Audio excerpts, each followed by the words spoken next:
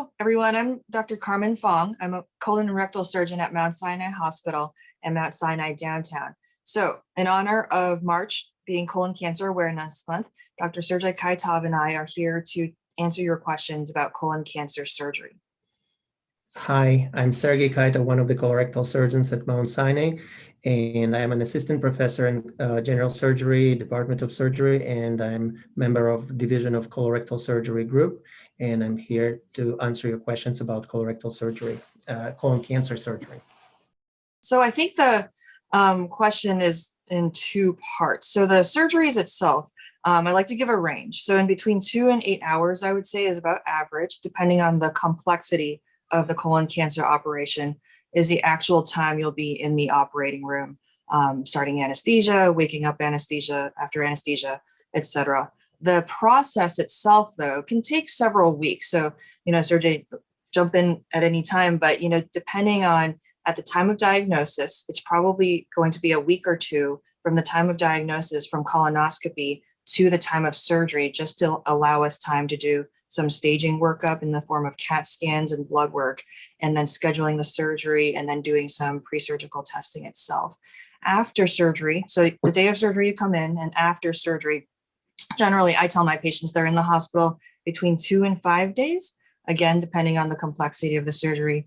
And then the recovery time, depending on the patient, I usually tell them it's going to be at least 2 weeks of you'll feel like you just ran a marathon just because of the stress of surgery on your heart and lungs. And then it'll be about 4 to 8 weeks before you're fully recovered from the abdominal wound and the organs healing.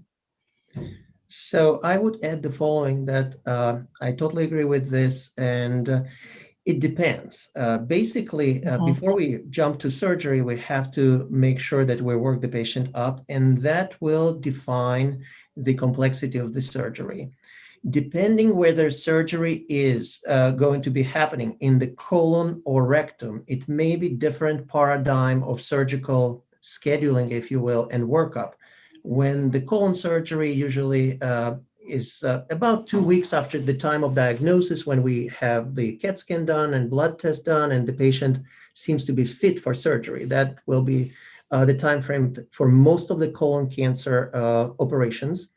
And for rectal cancer, it may be slightly different, because with the rectal cancer, we may sometimes change things and do some treatments ahead of surgery. And the surgery itself may be up to 2 months after the diagnosis, because we start the treatment in pretty much instantaneously, but the surgery may follow.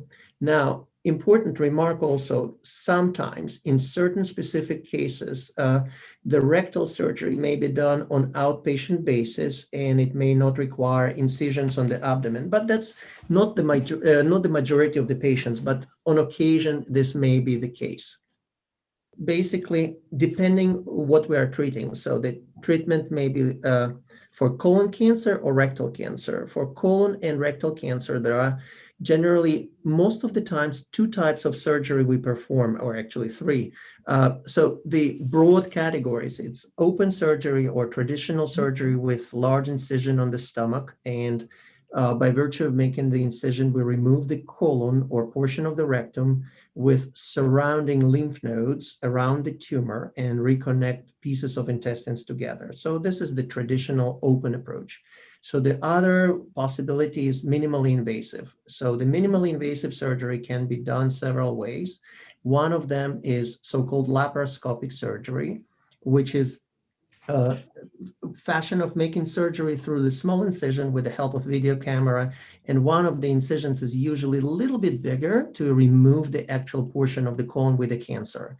The other variation of this minimally invasive approach is so-called robotic surgery, when we do the same idea with the small incisions and removal of the cancer and colon and lymphatic tissue around the cancer, but to do that, we utilize robot or utilize special, very complex machinery to improve the outcomes of the patients even further and improve precision of the surgery, if you will.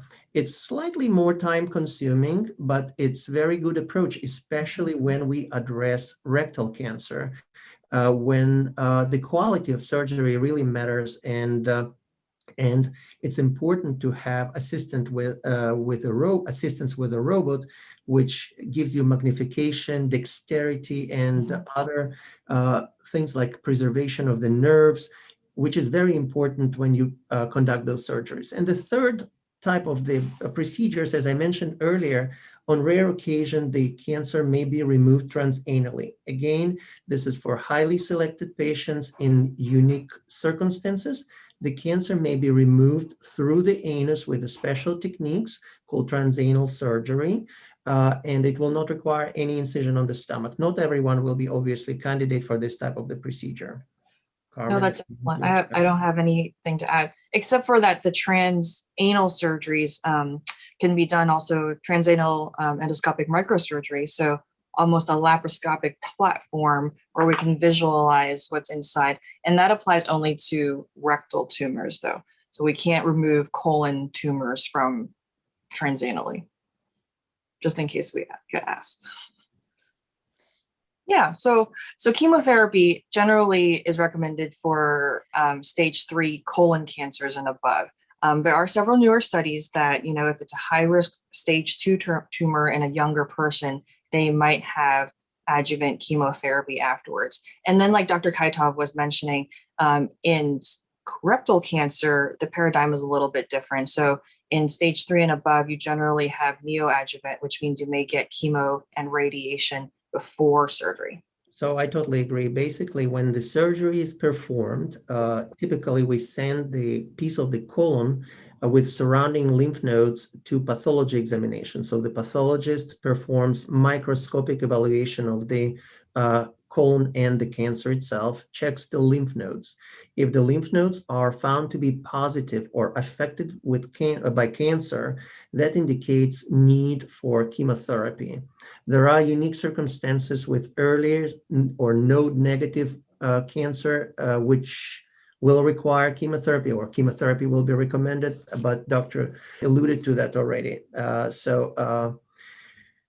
Sometimes it's required. Obviously, stage 4 cancer, sometimes we give chemotherapy again up front, sometimes after the operation, depending on the circumstances. Typically, we really don't talk about chemotherapy in stage 1 and most of stage 2 colon cancers. Basically, what we generally recommend, so let's say the person just had surgery. So we introduce diet gradually in immediate post-operative period. So let's say on day 0, means day of surgery, we can give them clear liquids unless patient has nausea or vomiting. And then we advance the diet probably on day 1 or 2, we give them soft diet. So in general, while they're in the hospital, we recommend a low fiber diet. So diet which will be easily digested. And in general, I recommend to most of my patients to stick to that diet probably for a week or 2 after the surgery. At the moment they feel that their bowel habits return to normal or near normal or similar to preoperative situation, they generally can eat whatever they want. I do recommend to use common sense, like not eat very large meals or not to overload their system very early after the surgery, but technically at the end, when they're done with the surgery and they recovered well, there is no dietary limitation.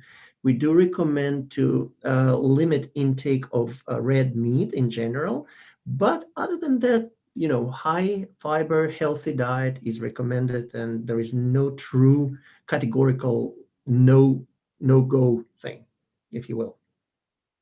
Same, completely agree. I tell my patients about 2 weeks of low fiber, no raw leafy vegetables that might irritate the new connection in the colon or the rectum.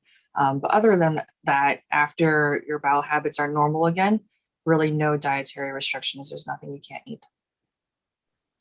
So I do think patients will lose weight initially just because of the process of surgery, being in the hospital for a few days, eating hospital food, even though our hospital has great food. It's not the same as food at home.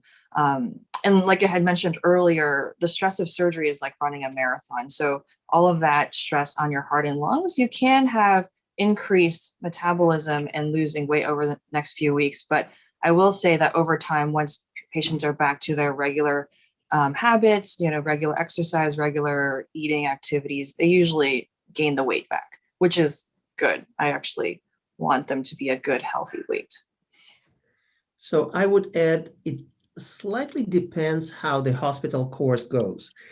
If the person stays in the hospital for just a couple days, like 2-3 days, and everything is perfect, most of the times it will be exactly like doctor said. They will lose weight typically to a certain extent, and then they will gain it back.